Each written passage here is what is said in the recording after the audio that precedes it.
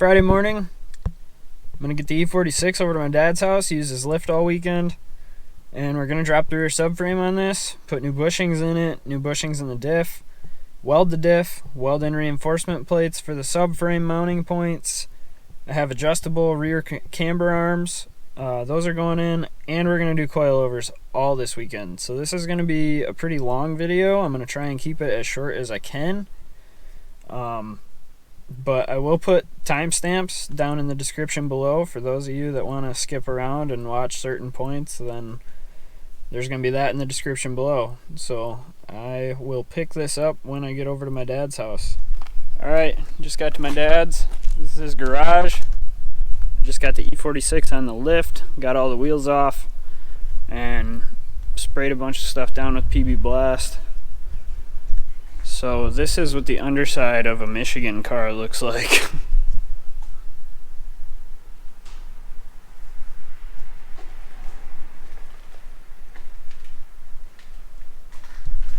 This part is going to be probably a blast to do.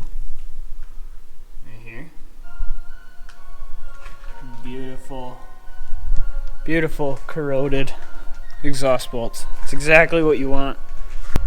So to show you some of the cool stuff my dad has, he's got this right here, 65 Impala SS 484 stroker with an automatic transmission, which was rare back in the day.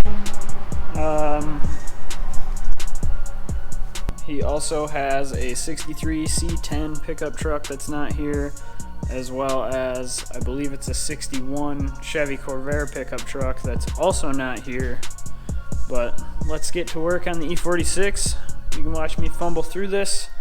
I'm going to be learning as I go because I've never dropped a subframe on anything before. So this should be interesting. Hopefully I can get a pretty decent amount done before Jake gets here. He's going to get out of work early today and head over here to give me a hand with this. The goal is have the rear subframe out and have everything all prepped to get welded tomorrow. So we'll see what happens. So these exhaust bolts were too corroded and rusted, so I had no choice but to take a Sawzall and a cut-off wheel to it and cut my exhaust off. As I was actually cutting the passenger side pipe, this one decided to come loose and actually popped off, but it was already too late because I had already cut through it most of the way. Then it broke the rest of the way. This is exactly how you want your shocks to be.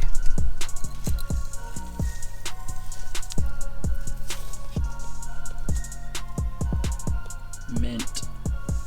So since I'm still here by myself, I'm kind of not really filming a whole lot, unfortunately, but most of it's just me struggling to get these rusty ass bolts apart. But we're doing things a little bit different than what I've seen in other videos. Since I have new rear camber arms, I'm undoing those, and I'm making this work to not have to take the brake lines off. So I have this one just bungeed to the lift, but I got it through there.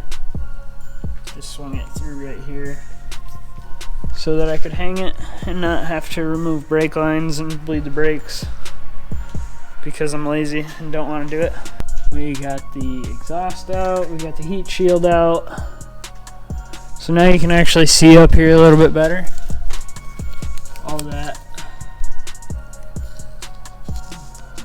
rust that we have. And I'm working on getting the drive shaft disconnected from the diff. So we got 2 bolts out already. We got our rear trailing arms down. Yeah. Getting closer. Springs are out. I'm here now, and there's still a subframe on your car.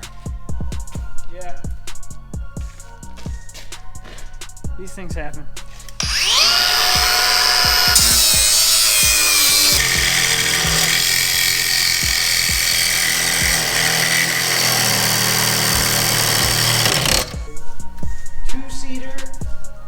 Convertible Raptor. Dang, but you guys haven't seen one of those.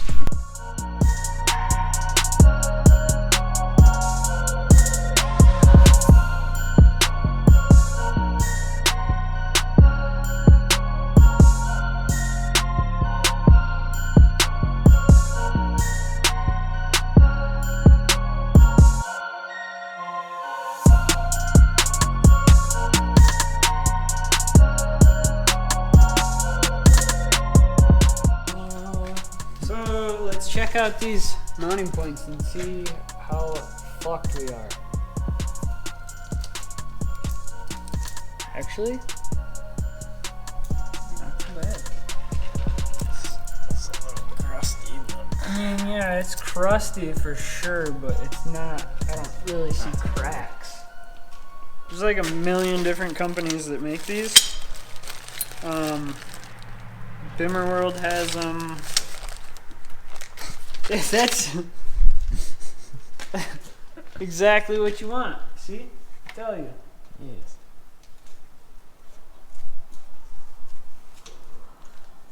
Oh, yeah.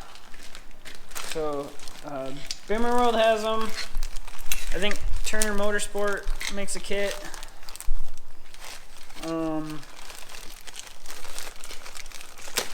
Condor Speed Shop makes a kit. These ones are from Garagistic. So we're gonna start cleaning this up under here so that when Lance gets over here tomorrow that he can weld that. Doesn't have to spend a bunch of time prepping it. So we're gonna get that done, and then probably start taking these bushings out. And then we have to get that diff out and get that clean so that when he comes over he can weld that as well.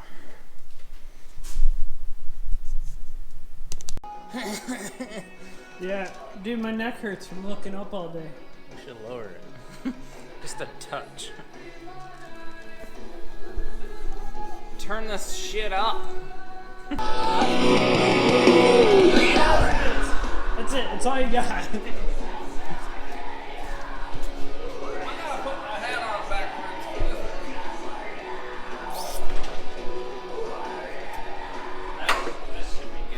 That's good for you? I'm sure.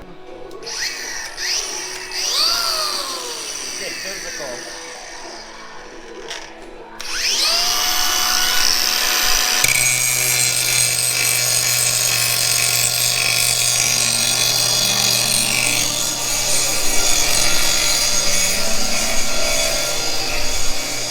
Prep work and a lot of rust dust.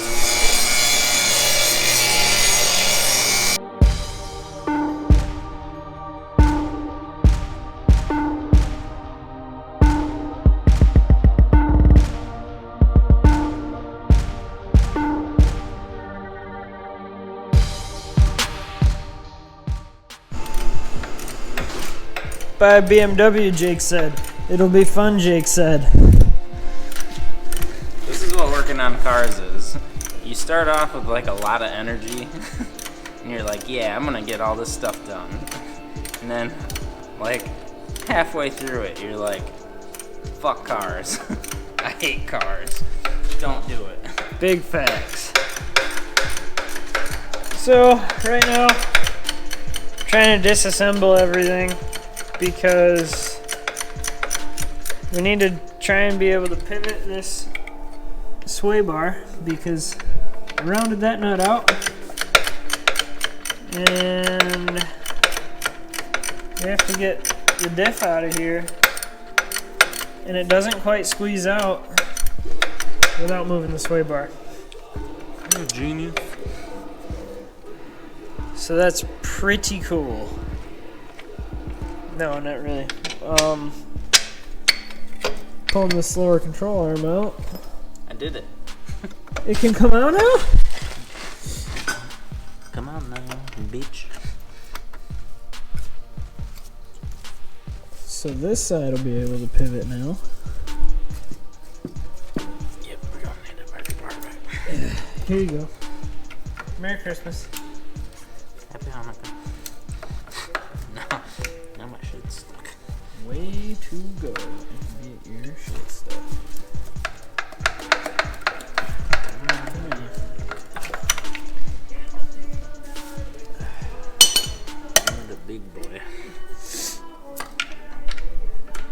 This sucks. Don't do it. If you have an E46, save up your money, pay a shop to do it. Stay in school. Or don't buy an E46. How you feel about this catch? That's pretty. It's big. It's big. Jeez, Pete. Here's Louise. Yes. Now we get the fluid out of it. Drain the blood of the fish.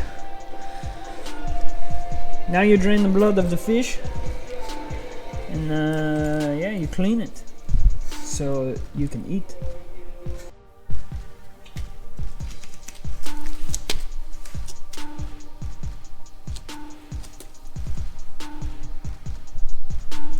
Apparently BMWs don't need diff fluid. There's like hardly anything in there.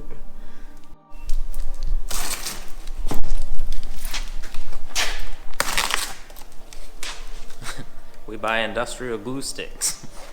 Instructions. He's under this. No instructions.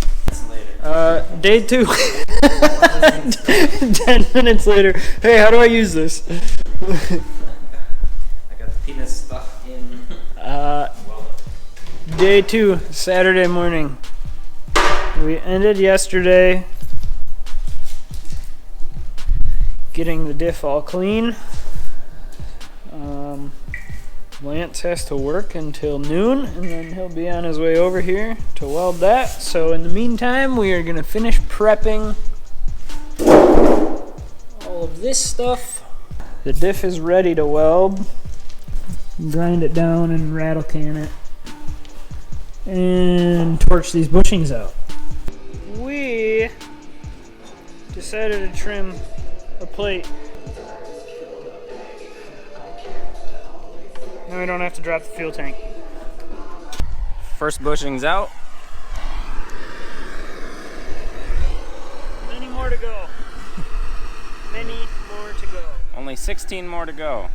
This isn't environmentally friendly, but it's about the only way to get them out without a tool.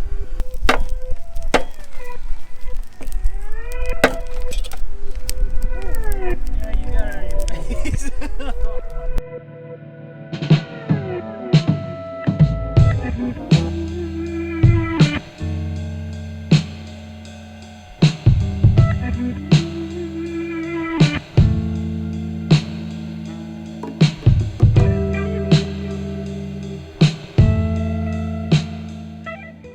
Okay, so we got the subframe bushings in now.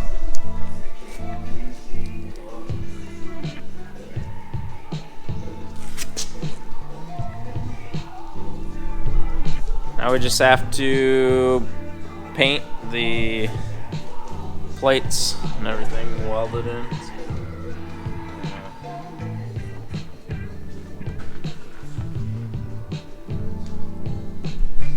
Then we should be able to put everything back in, mostly, I believe.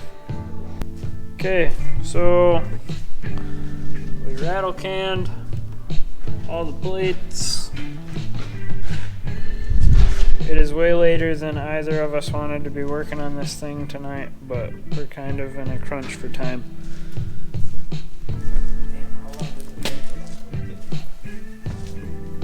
Bushings are all in.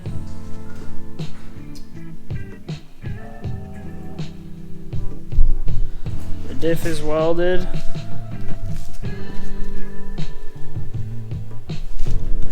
So I think how we're going to do this is we're probably going to put the diff back into the subframe and then put it all up as one.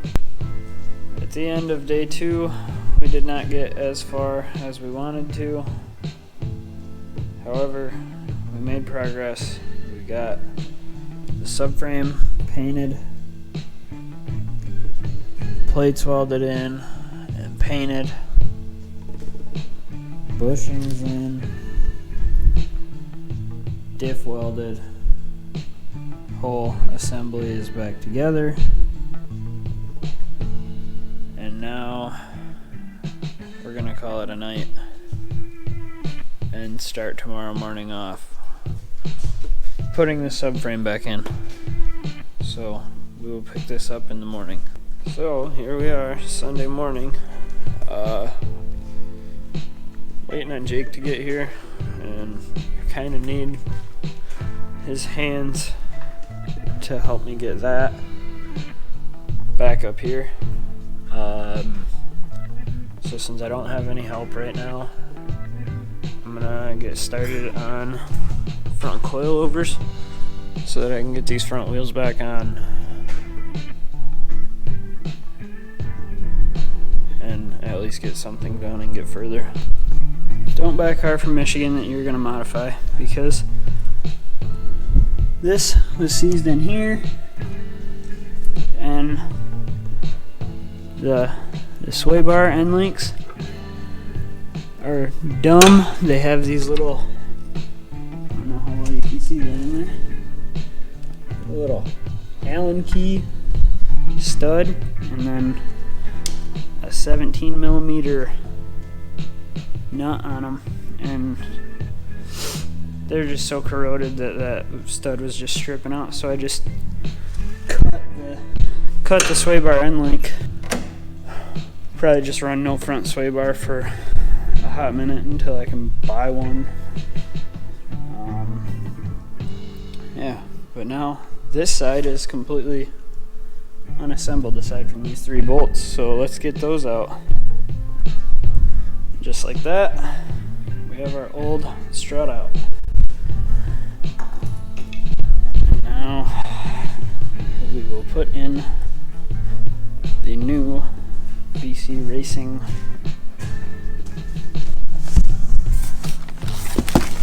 coilover. Front coilovers are on.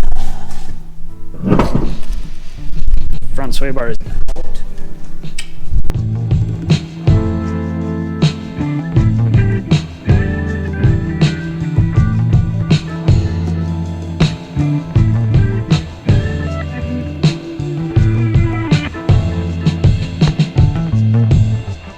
It is good in there.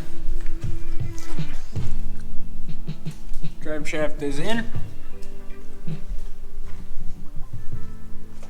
We still gotta get this out. Those bushings should be here on Tuesday, and replace those bolts and get that rear suspension in, and we'll figure out exhaust later.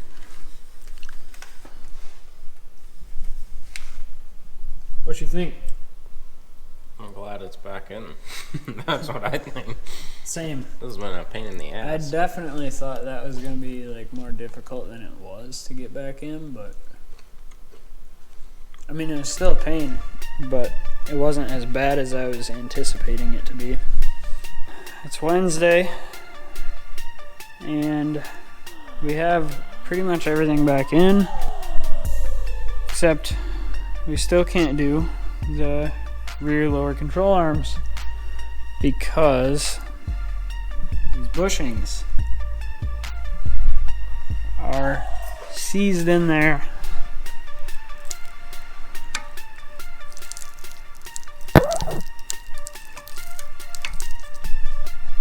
I'm having a hell of a time trying to get these out of here. And then I just found out that even when I get these out, it's not going to be the easiest thing in the world to put the lower control arms on, because this is the bolt that holds them in.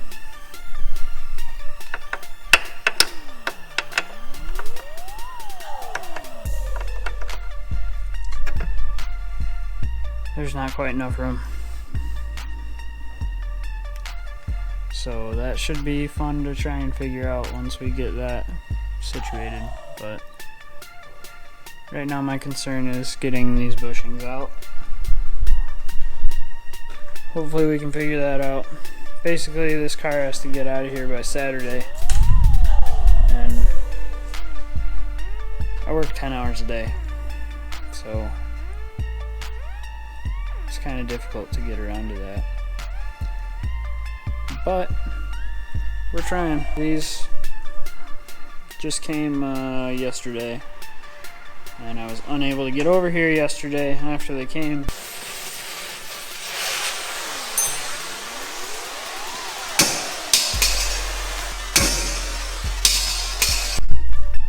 So now it's Thursday. Unfortunately, during the week, I have to be up at 3 a.m. for work, so I don't really get to work on cars for too long, especially since my dad lives like 25-30 minutes from my house, and I work 15 minutes the opposite side of my house, so it kind of takes a little bit to get over here after work and all that. But didn't really get too much done yesterday. Got rear all mounted up. We finally got these bushings out. Got this one started to go in. Doesn't have much further to go. They're kind of a pain. Pretty much just beating on it because that's really the only option I got. Pound it in there. So if I can get those in today, I'll be happy. Alright, I'm going to show you guys how I'm doing something. This upper bolt on this lower control arm on the left side of the car, driver's side, for those of you Americans, is a real pain to get to. The passenger side, you can just remove the axle from the diff and swing it up out of the way, and then you can get that bolt in. On this side, you actually have to undo the rear diff bolt and then loosen the front two diff bolts, which is what I did. You can see in there, that right there is the diff bolt for the rear. So it's out far enough where it's out of this bushing entirely. And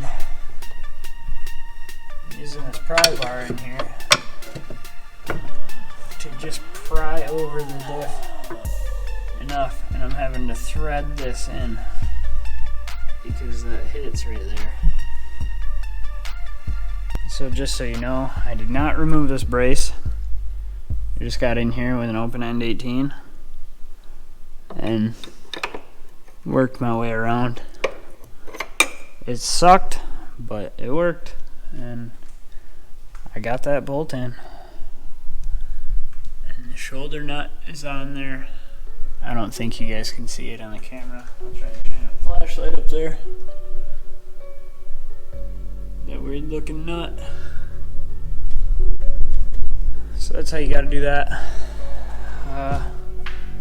We almost have this thing ready to go on the ground, so I'm gonna get to doing that. Here's a time lapse.